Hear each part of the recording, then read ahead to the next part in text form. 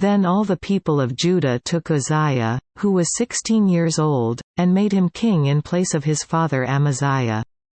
He was the one who rebuilt Elath and restored it to Judah after Amaziah rested with his fathers. Uzziah was 16 years old when he became king, and he reigned in Jerusalem 52 years. His mother's name was Jecholiah, she was from Jerusalem. He did what was right in the eyes of the Lord, just as his father Amaziah had done. He sought God during the days of Zechariah, who instructed him in the fear of God. As long as he sought the Lord, God gave him success. He went to war against the Philistines and broke down the walls of Gath, Jabneh and Ashdod. He then rebuilt towns near Ashdod and elsewhere among the Philistines. God helped him against the Philistines and against the Arabs who lived in Gur-Baal and against the Meunites.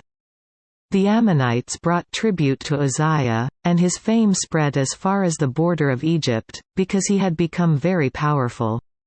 Uzziah built towers in Jerusalem at the corner gate, at the valley gate and at the angle of the wall, and he fortified them. He also built towers in the desert and dug many cisterns, because he had much livestock in the foothills and in the plain. He had people working his fields and vineyards in the hills and in the fertile lands, for he loved the soil. Uzziah had a well-trained army, ready to go out by divisions according to their numbers. As mustered by Jay the secretary and Maaseiah the officer under the direction of Ananiah, one of the royal officials. The total number of family leaders over the fighting men was 2,600. Under their command was an army of 307,500 men trained for war, a powerful force to support the king against his enemies. Uzziah provided shields, spears, helmets, coats of armor, bows and slingstones for the entire army.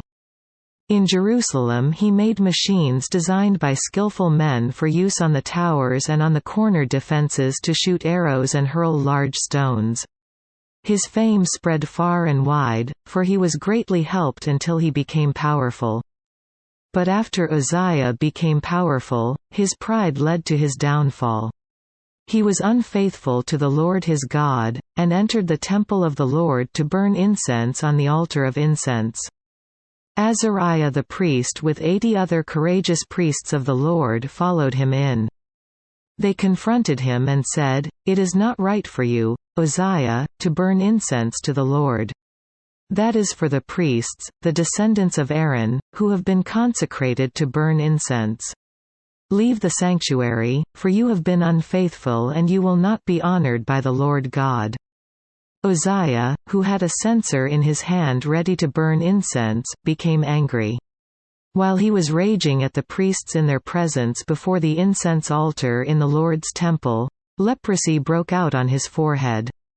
When Azariah the chief priest and all the other priests looked at him, they saw that he had leprosy on his forehead, so they hurried him out.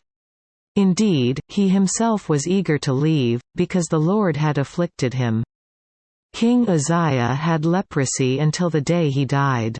He lived in a separate house leprous, and excluded from the temple of the Lord. Jotham his son had charge of the palace and governed the people of the land. The other events of Uzziah's reign, from beginning to end, are recorded by the prophet Isaiah son of Amoz. Uzziah rested with his fathers and was buried near them in a field for burial that belonged to the kings, for people said, "He had leprosy." And Jotham his son succeeded him as king.